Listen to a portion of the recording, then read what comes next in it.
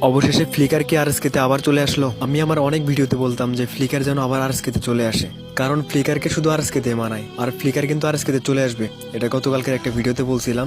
দেন একদিন না যাইতে ফ্লিকার আরএসকে টিমের হয়ে টুর্নামেন্ট খেললো, পরপর একটা না দুইটা ভুইয়া এমবিপি তে আরএসকে ফ্লিকার। এই দিনটা দেখার জন্যই আমরা অপেক্ষা করতেছিলাম লাখ লাখ আরএসকে লাভার। সত্যি ভাই অনেক খুশি লাগতেছে, ফ্লিকার যেন পার্মানেন্ট ভাবে আরএসকেতে ব্যাক করে, এটাই আমাদের প্রত্যাশা। চাইলে তোমরা ম্যাচটা এনজয় করতে পারো।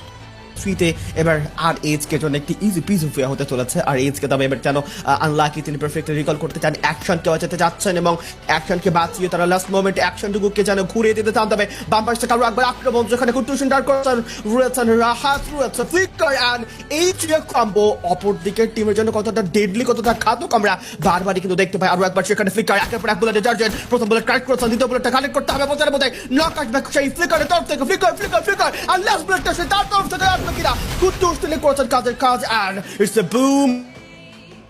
বিরুদ্ধে এবার খেলবেন red Hawks, but red Hawks থেকে যেখানে প্রথম দিকে কুট্টুস আরেকবার নকে ডাউন হয়ে তবে ফ্রি কাট করেছেন কাজের কাজটা, প্লেয়ারগুলোকে বেশ বড় সড় একটা অ্যাটাক দিতে চান, এন্ড ব্যাক টু ব্যাক যেখানে স্নাইপার দিয়ে বেশ ভালো একটা ড্যামেজ ছুটছেন। কুট্টুস আরো একবার রেস্কিউটা পেয়ে গিয়েছেন, সামনের দিকে এগিয়ে যাবেন সেখানে নিজাত, এন্ড এবার যেন ফ্লিকার বেশ ভালো মতনই প্লেয়ারগুলোকে টেকেন ডাউন নেবেন।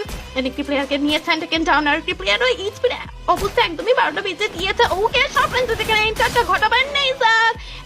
Oh my goodness, the booyah, booyah, booyah from the side of